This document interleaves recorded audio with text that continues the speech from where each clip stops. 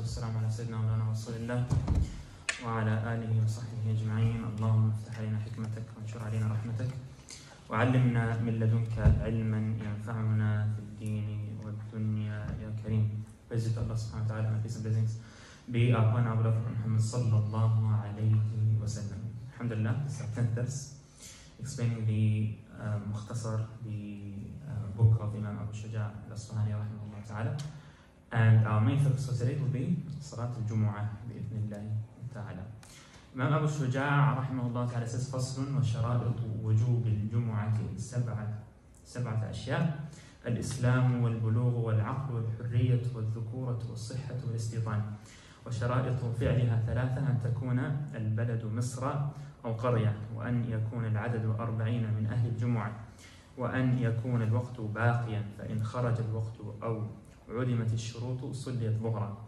وفرائضها ثلاثة: خطبتان يقوم فيهما ويجلس بينهما، وأن تصلى ركعتين في الجماعة.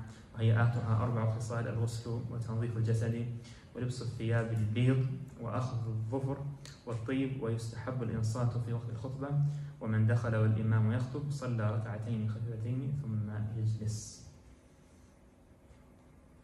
إن شاء الله. علي بن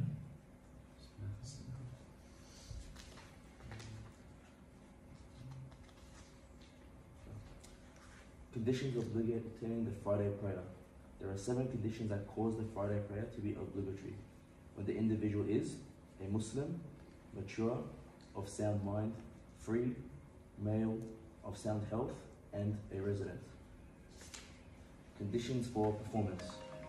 The conditions for its performance are: the location be a city or town, the congregation numbers at least 40 of those who are required to attend, and its time remains. The time exits or one of the conditions ceases to exist, the noon prayer is performed. Obligatory elements. The Friday prayer has 3 obligatory elements: 2 sermons, the Imam stands while giving the 2 sermons and sits in between, praying 2 rakat, and doing the above in a congregation. Lesser recommended actions. It has 4 lesser recommended actions. Hayat. One should perform the purificatory bath and clean the body, wear white, trim one's nails, and apply perfume. Okay, Bismillah. So Jum'ah is a very unique prayer. It has a lot of unique rulings. That's why it is separate in fiqh. It's not mentioned with other salawats. So it has a lot of unique conditions and rulings. And of course, Jum'ah is a very important salah. Prophet ﷺ mentions Jummah. الجمعة كفارة لما بينهما. That praying Jum'ah every week removes the sins from that week. So Alhamdulillah, it's the Eid of the week of Muslims, and as we know, Prophet ﷺ says that Allah subhanahu wa ta'ala had basically made Jum'ah the most important day. And those before us were searching for that day. They tried their best to make it to find the day. So some chose Saturdays, others chose Sunday, and Allah subhanahu wa ta'ala guided us to choose Jum'ah, which is the sacred day basically of the week. Now, when we talk about the conditions of Jum'ah, before we talk about it, we need to understand that people regarding Jum'ah are different categories. The scholars mention up to 6 categories, but I'm just going to mention the most important 3. There are people who Jum'ah is not compulsory upon them. Don't need to pray Jum'ah. There's no need for them to pray Jum'ah. Nor do they count in fulfilling the number of Jum'ah. So we have a minimum number of people praying Jum'ah, and it is 40. And those people have conditions. Now some people count in that number of 40, and others don't count. They don't make it up. So there's a group of people who Jum'ah is not compulsory upon them, okay? Nor do they count in fulfilling that 40. So if we had 100 of these people coming to pray Jum'ah, for example, they wouldn't count as even one. We still need 40 other people to fulfill the number of Jum'ah. But Jum'ah is accepted from these people. So if they pray Jum'ah, it's correct. It's the first category. They pray Jum'ah, it's correct. It's accepted from them. But they don't count in the number of Jum'ah, nor do they have to attend. The example of this are ladies. So sisters don't need to pray Jumu'ah. No matter where they live, they don't need to pray Jumu'ah. It's not compulsory upon them. So they don't count in the 40. But if they pray Jumu'ah, it's correct. So a sister has the choice of praying either Eid or, praying Dhuhr or Jumu'ah. She has the choice of praying Dhuhr or Jumu'ah. And it's up to her. Also slaves don't need to pray Jumu'ah. Travelers, when you're traveling, when you've left your city, you're in a state of travel, then you don't need to pray Jumu'ah. But I'm going to talk a little bit about traveling in detail when it comes to the next slide, inshallah. Also, people who are young, who haven't reached the age of puberty yet, don't need to pray Jumu'ah, but it is accepted from them. In the slide here, it says people who intend to return to their homeland one day. That is a spelling mistake. That's supposed to be in another category that I'm going to mention. So cross that out, inshallah. Okay. Number 2, we have a group of people, the second category, who Jumu'ah is not compulsory upon them. Okay? But they would be counted if they attend. And these people are people who originally Jumu'ah was compulsory upon. But something happened, they have an excuse. But they're originally people of Jumu'ah. And the example of this would be a man, a sick man, who doesn't need to attend because he is sick. But he forces himself to attend. So he struggles and he basically forces himself to walk to the masjid, and he goes to the masjid. Once he starts to pray Jumu'ah, it's accepted from him, khalas. He counts as Jumu'ah, and he counts in the number of 40. And then we have the third category, which is the most important one, people who must attend and are counted in the minimum number of Jumu'ah. So they must attend, it's compulsory to attend, plus they are counted. And this is a permanent resident. A man who is a permanent resident, so a permanent resident male. Someone who lives in a city and does not intend to leave that city for good. Okay? Basically, I was born here and I live here for my life, you're a permanent resident. Or you came from another country, but once you settled in that land, you don't intend to go back to your home country. That person is a permanent resident, yeah? A permanent resident male must pray Jumu'ah and is considered in the number of 40. There's a fourth category that I missed here, which I didn't miss, but I just it was a spelling mistake, like I said. The fourth category are people who must attend. It's compulsory to attend, but don't count. Must attend, but don't count, which is a man who's not traveling. They've stayed in a city more than 4 days, but they're not permanent residents. This person must attend Jumu'ah, but he doesn't count in the number of 40. Only permanent residents count in the number of 40. That's basically the most important thing to understand when it comes to Jumu'ah. So, our focus will be, of course, permanent residents and people who have exceeded the 4 days when traveling. They're traveling more than 4 days. That person who's staying in a city for more than 4 days, who's not traveling anymore, he must also pray Jumu'ah. And then when we want to make sure the Jumu'ah is correct, we have to have 40 of the first category of people, or permanent residents also. Okay, the scholars in bigger books of fiqh mention other categories, like for example, someone who Jumu'ah is not correct, not compulsory from, and doesn't even wouldn't be even accepted from them. That would be a non-Muslim, for example, a kafir. Even if they pray Jumu'ah, it's not accepted from them. And if they pray, it's not counted. But of course, that's pretty clear to everyone, so I didn't mention it. Inshallah ta'ala. Okay. So these 4 categories are extremely important to understand when it comes to Jumu'ah. After this, let's go into the conditions of Jumu'ah. So conditions are 2 types, of course. Conditions for Jumu'ah to be considered compulsory. When is it compulsory on me to pray Jumu'ah? When do I have to pray Jumu'ah? And when do I have the choice not to pray? Islam, someone who's not Muslim, it's not compulsory to pray Jumu'ah, meaning that we can't tell them to pray Jumu'ah. We order them to take Shahada, not to take pray Jumu'ah.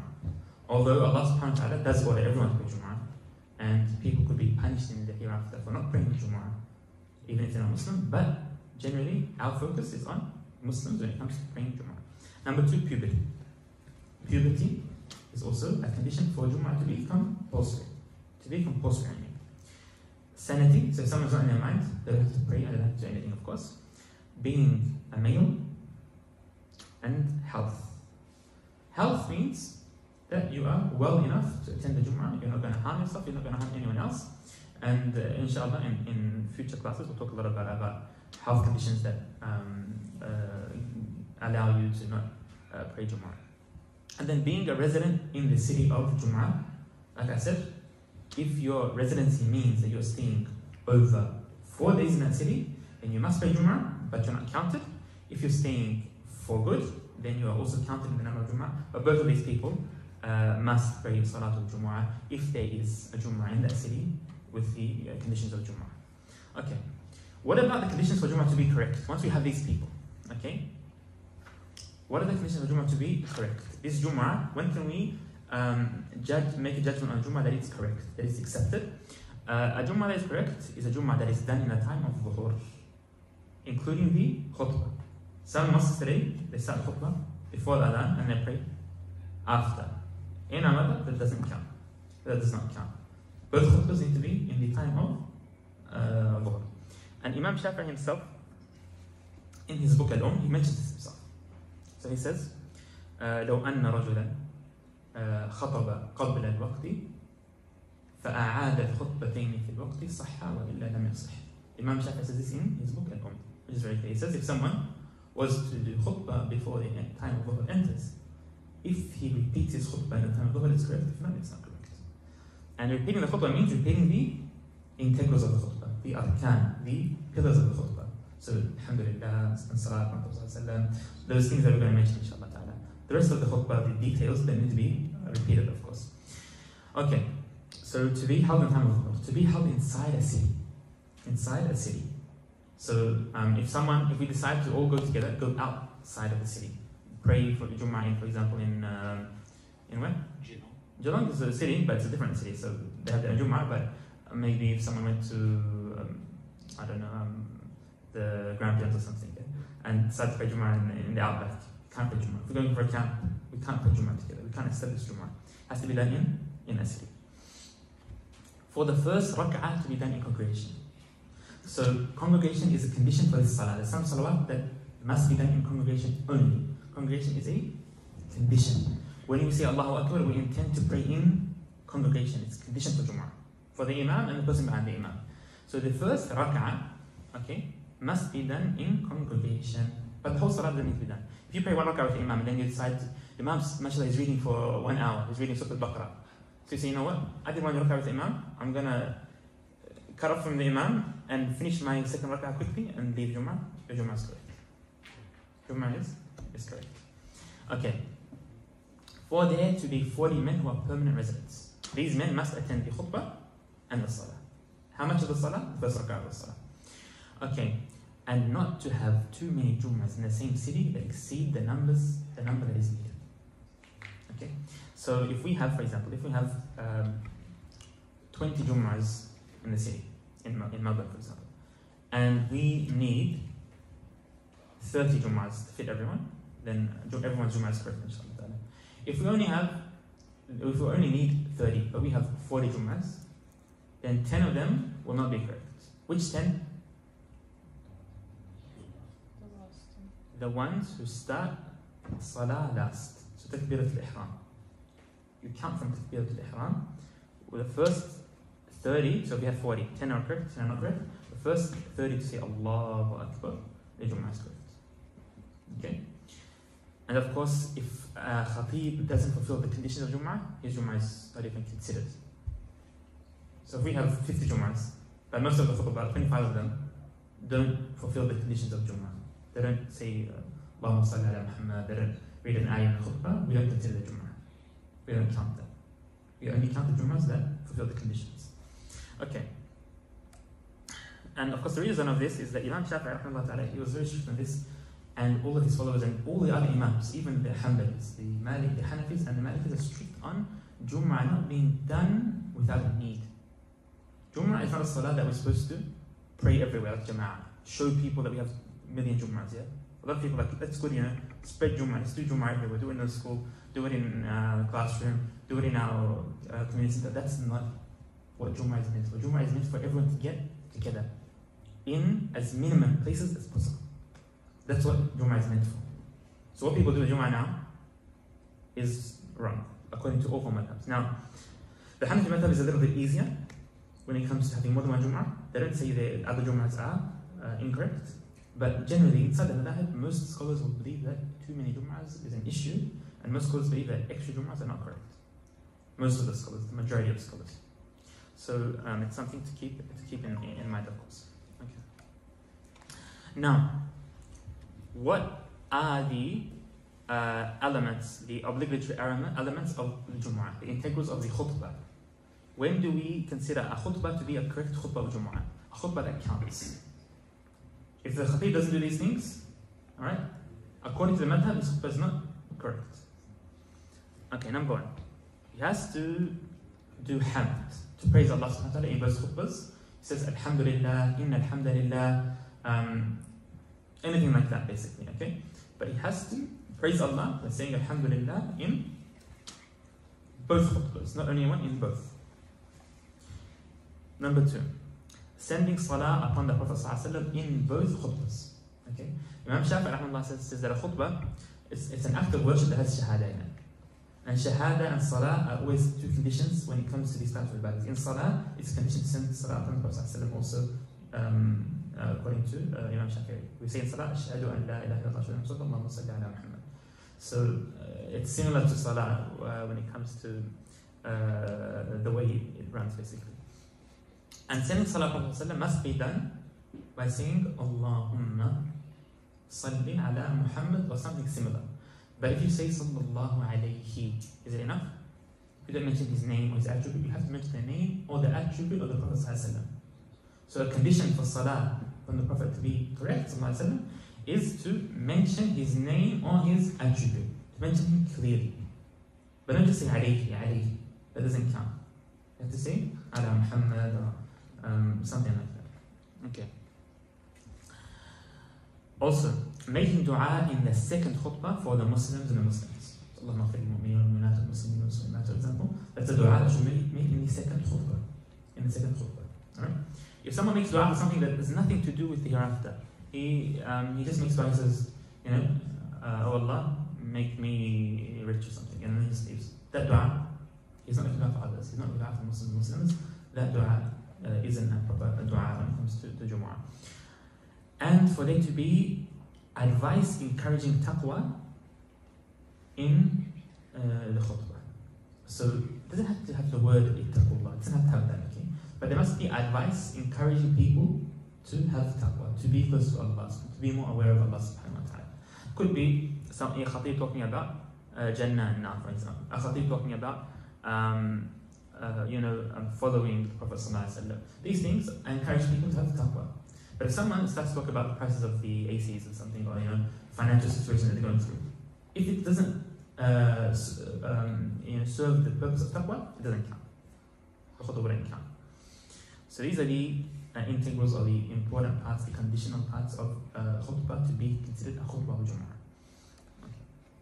Now there's so many sunnah acts for the Jumu'ah. One of them is of course taking shower. For those who want to attend. When does the shower start? When does the time start for shower on Jumu'ah? From Fajr. From Eid, when does it start? Fajr. No, from Eid. Before Fajr. When? Not Maghrib, between them. Eid starts from middle of the night, yeah? So the middle of the night is for when Eid shower starts. But for Jumu'ah, it starts from Fajr time.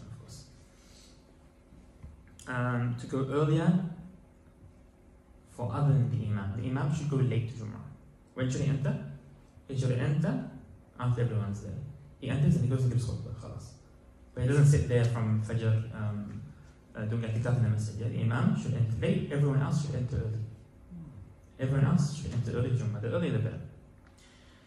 To clean yourself, to wear white. Scholars say to wear white is also sunnah Jumu'ah. And to wear an imamah. To wear an imamah is sunnah when it comes to Jumu'ah. A turban. For a man, of course. So to tie a turban is a sunnah of Jumu'ah. You get extra rewards for that. Prophet used to always wear an imamah. So these acts for Jumu'ah are sunnah. Also for males to wear perfume. To walk to Jumu'ah, not to ride. To walk. To read Quran or dhikr on your way to the masjid or in the masjid. These are all sunnahs of Jumu'ah. and to listen to the khutbah. So if you don't listen, is it haram? It's not haram, but it's disliked. If someone starts to talk to someone else or something, that's severely disliked, but it's not actually haram in our method. But it takes away from the reward, from the reward. But your Jummah is still correct. To face the Imam. How do you do that? So people usually in Jummah, they sit in rows, yeah? When the Imam starts to talk, they should all turn towards him. Not towards the Qibla, towards the Imam. So the Imam is sitting there and everyone starts to turn around and face the Imam. So they stop around the Imam. That's what you should do in Jummah. And this is a sunnah according to all four madhabs. All of them, not only the Shafi'i madhab. All four madhabs, that we should face the Imam. And it's a sunnah act that no one does today. No one faces the Imam in Jummah. I've only said one or twice in my life. Most people face the Qibla, as if they're praying. Yeah? The Imam's talking, you should be facing the Imam. That's it's the etiquette of listening to a speaker to face them. If the Imam's speaking something, it's a big mosque, he's speaking, you're looking the opposite way. That doesn't work. The Imam should be faced when it comes to Jummah. And then when he makes dua, it's fine. You can face the Qibla. But when he's talking, face him. And to read Surah Al-Kahf. Surah Al-Kahf starts from Thursday Maghrib, from the night of Jummah. So the night before Jummah day starts. So it should be read as many times as possible, not only once, as much as you can. That's the sunnah. So from Maghrib to Maghrib, you can read Surah Al-Kahf. Okay, any questions regarding Jummah? Yes? For the Salat, does it also start with Thursday Maghrib? That's a tradition. Most people give Salat on Thursday Maghrib. Yes. It's the best night. Is enjoining a taqwa and reciting the Quran first, can they be done the same? So, does that fulfill both? So, if the khutbah contains encouraging taqwa, and then you say, then khutbah is permissible inshallah. Can the khutbah be done in English? So can the khutbah be done in English? Beautiful question. Can khutbah be done in English? Beautiful question. And it's a very important question, yeah? When it comes to, alhamdulillah, Allahumma salli ala Muhammad. When it comes to telling the ayah, okay, these parts should be done in Arabic. The compulsory parts should be done in Arabic. How long does it take? It takes 1 minute. The rest of the khutbah can be done in English. This is according to the Mu'tamad, the famous opinion in the method, that the rest of the khutbah can be done in any other language that the people understand. And that's the opinion of the majority of fuqaha also in. I'm mentioning other methods today because Jummah is an issue, and it is actually an act that sometimes we're going to need to follow other methods in when it comes to having multiple Jummahs and stuff, so that's why I'm mentioning. So also most madhahib believe that it's significant, other than the Maliki madhab, to have a khutbah in another language as long as the conditions are in Arabic. So majority of scholars say it's fine. Our madhab says it's fine. You can do khutbah in English as long as you do these parts in Arabic. You don't need to have separate speech and then khutbah. You can if you want, but you don't need it. Yes. In one of the bullet points, you mentioned that for the Salat al-Jama'ah to be correct, you need to pray the first rak'ah with the Jama'ah. Yes. If you join late, does that count? Yes, it counts. So the second, it's your first rak'ah, the Imam's second rak'ah. When does your Jummah count? You have made Jummah as long as you enter with the Imam before he finishes the second ruku'. Yeah, the second ruku'. But you have to be with him in the second ruku' for a moment. For a moment. If you go down and he starts to come up straight away, it doesn't count. Has to be in the second ruku' for a moment with him. Once you've made that, means you've got the rak'ah. Because you made the rak'ah. And that's significant. So as long as you make the second ruku', your Jummah is correct, inshallah. It counts. Is it part of the sunnah to read specifically Surah Yasin at Thursday night?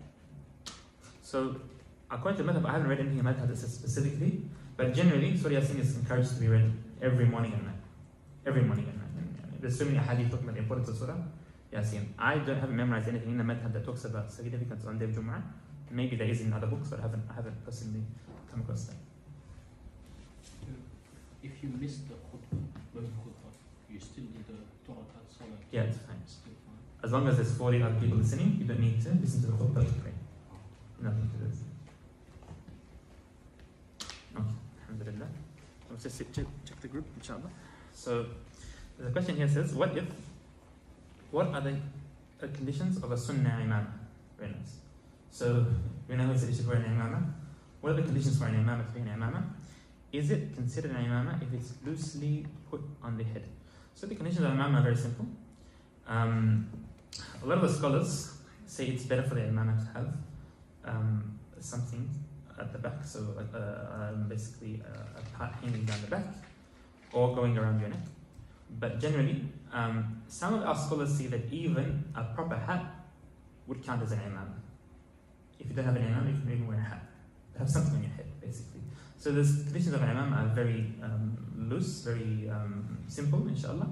But if you want to do the full sunnah, then you can do research and see how the imamah was, and you can tie it with also having a string at the back. A string at the back, a part of the imamah hanging down the back. That is, of course, more encouraged, and that's the way the Prophet ﷺ used to wear the imamahs. But like I said, it's not a big issue. If you break your salah and have to go make wudu again, by the time you return the salah, the imam already finished, you pray dhuhr or Jum'ah. You pray dhuhr. Unless there's another correct Jum'ah that you can make, you go and make that Jum'ah if it's correct. If all the compulsory Jum'ahs are finished and someone's going to pray at 3 p.m, doesn't count. If the correct Jum'ahs are finished, then you have to pray dhuhr. If a person attends Jum'ah and the salawat ala nabi is not mentioned in both khutbahs, should one pray dhuhr afterwards? So many times we go to a masjid and the imam doesn't do the conditions of Jum'ah. Most of the time. What do? Of course, it's better to pray Jum'ah than not pray Jum'ah. So what I advise, it's not really a condition for the madhab, but to advise is to pray Jum'ah with him, with the intention that you can follow another opinion inside the madhab, that praying behind someone with a different opinion, even if it goes against your opinion, is correct. That is the second opinion in the madhab. So take that opinion and pray behind him. And of course, praying dhuhr after Jum'ah is generally recommended in most cases, in most states, in most places of the world. Our scholars recommend to pray dhuhr after Jum'ah when there's a doubt in the Jum'ahs that you're praying. So the scholars of Islam have been praying dhuhr after Jum'ah for decades. Not in Jama'ah usually, private. It's not a must, but when there's an issue with Jum'ah, you should pray dhuhr straight away. Now it's better to pray dhuhr in the end of the time, just in case other Jum'ahs are going on, so your dhuhr is always correct. But there's no issue with praying dhuhr and Jum'ah at the same time. Originally there's only one conditional prayer, which is Jum'ah. But today, in the age we are in, the conditions of Jum'ah have been messed up with. In all madhabs, not only in our madhab. So the scholars generally recommend to pray dhuhr as well. Especially when there's an issue with the Jum'ah or you're very doubtful about your Jum'ah. Are too many Jum'ahs? There are too many Jum'ahs everywhere. So is there a different opinion we can follow? Like I said, the majority of scholars don't allow extra Jum'ahs to be prayed. That's the opinion of the majority. The Shafi'i madhab, the Hanbali madhab, the Maliki madhab, and a lot of the Hanafi scholars as well. So Imam Abu Hanifa, in some of his books, mentions something, Abu Yusuf mentions something similar to that. But there's two things that I would recommend to do. Number one, if you find an imam who fulfills the conditions of Jum'ah in your town, then generally there's not going to be other than 2 or 3 imams doing that in your town. So that Jum'ah would be considered correct, inshallah ta'ala, and you wouldn't really need to do anything about it. Your Jum'ah would be the correct Jum'ah, inshallah. So if you can't pray Jum'ah with me, inshallah, your Jum'ah is correct. So to all the conditions. If you can't find that, okay? Or if basically there's so many imams doing the right thing, or you're doubtful that there's many imams doing the right thing, then yes, the Hanafi madhab, like I said, the late scholars in the Hanafi madhab have allowed doing multiple Jum'ahs without a certain number.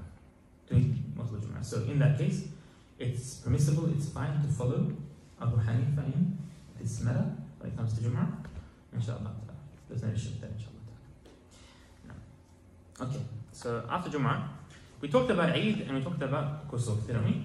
I think we talked about it. We're going to read very quickly and we'll just touch on a few points and then we'll end very soon, inshallah. So he says, فصل وصلاة العيدين سنة مؤكدة وهي ركعتان يكبر في الأولى 7 سوى تكبيرة الإحرام وفي الثانية 5 سوى تكبيرة الإحرام تكبيرة القيام ويخطب بعدها خطبتين يكبر في الأولى 9 وفي الثانية 7 ويكبر بعد غروب الشمس من ليلة العيد إلى أن يخطب الإمام في الصلاة والأضحى خلف الصلوات المفروضات من صبح يوم عرفة إلى العصر من آخر أيام التشريق. The Eid prayer is an emphasized sunnah. The Eid prayer consists of 2 rak'ah. In the first, the Imam says Allahu Akbar 7 times, in addition to the opening, Allahu Akbar. In the second, he says it 5 times in addition to the one for rising from prostration. The Imam gives 2 sermons after the prayer. He says Allahu Akbar 9 times during the first sermon and 7 times during the second. One says the customary litanies, takbir, starting at the sunset preceding each Eid, continuing until the Imam commences the Eid prayer. During Eid al-Adha, one says this after the obligatory prayers, beginning on the day of Arafah and continuing until after the mid-afternoon prayer on the last of the days of Tashriq. Okay. Eid prayer we went over in past days. All the conditions of it, so inshallah, we're not going to go over that again. We like to mention all the sunnah prayers together, so that's what we did inshallah ta'ala. Also, eclipse prayer, so it says فصل وصلاة الكسوف سنة مؤكدة فإن فاتت لم تقضى ويصلي لكسوف الشمس وكسوف القمر ركعتين في كل ركعة قيامان يطيل القراءة فيهما وركوعان يطيل التسبيح فيهما دون السجود ويخطب بعد خطبتين يسر في كسوف الشمس ويجهر في خسوف القمر. The eclipse prayer. The eclipse prayer is an emphasized sunnah. It is not made up if missed. 2 rak'at are prayed during solar and lunar eclipses. Each rak'at contains 2 standings wherein the Imam lengthens the recitation and 2 bowings wherein saying Subhanallah is prolonged, though it is not prolonged during prostration. The Imam gives 2 sermons after the prayer. The prayer for the solar eclipse is silent, while the one for the lunar eclipse is audible. Okay, so we said that how many ways do we have to pray eclipse prayer? How many styles are there? There's 3 styles. Number 1, to do it like 2 normal rak'ah. Just pray 2 rak'ah, that's it. Number 2, to do an extra ruku' and standing in every rak'ah with reciting a short amount of Quran. And the 3rd style is to do a long prayer. Long standing, long ruku', long standing, long ruku'. And that's the best way to do it. Now, it's sunnah for the Imam after praying Eid prayer to give a khusuf prayer to pray, give a khutbah. Do we read out loud quietly khusuf? If you're praying for the sun, we read quietly, like Dhuhr and Asr. If you're praying at night time, yeah, for the eclipse of the moon, you read out loud. The rest of the details we mentioned in the previous class, inshallah, so remember that. And the last thing we read quickly is the dua prayer, inshallah. فصل وصلاة الاستسقاء سنة مسنونة يأمر الإمام بالتقوى بالتوبة ومن الصدقة يلزم الإمام بالتوبة ومن الصدقة والخروج من المظالم ومصالحة الأعداء وصيام 3 أيام ثم يخرج بهم الإمام في الرابع. Did we take dua prayer? No. In a past class? We didn't take it? Okay, then we'll stop and dua prayer, inshallah. And next class we'll take it in detail, inshallah ta'ala. There's just one question, inshallah, we'll answer, and then we'll end. We're a bit rushed today, inshallah ta'ala. So, a question here says, is the second part of the khutbah an integral, or is it sunnah? The second khutbah, both khutbahs are compulsory. Both khutbahs are compulsory, so yes, the whole khutbah is compulsory. No, only one khutbah. If the Imam does one khutbah, it doesn't count. If the Imam does one khutbah only, it doesn't count. And of course, one more thing, important thing I didn't talk about in Jummah, is that we should not leave a long gap between both khutbahs, nor between the khutbah and salah. What a lot of masjids do is that they take a gap between the khutbahs and they have someone to translation and have no one else to do. Or, what's even worse, is they have someone doing an announcement. Yeah? Because they don't want to, people are going to leave after salah. So the announcement they do it between salah and Jummah, which is very dangerous. Yeah? How long should the gap be? Other than the iqamah, after the iqamah, it shouldn't be longer than someone can pray 2 rak'ah. 2 rak'ah, so you got maybe a minute or 2, but you can't just sit there for 5 minutes to do your announcement of, the car park and this, and we got an open day tomorrow, so we got to make sure that all is dangerous and it could break Jummah. So sometimes Sheikh, they read the English translation. Yeah, even that. That should be done before or after Salah. Okay. If the Imam doesn't know Arabic, doesn't know English, sorry, before or after Salah, but not in the middle. The khutbah should be done together. Okay, inshallah, that's all for today, we'll end here, and we won't be praying the Asr in the school today.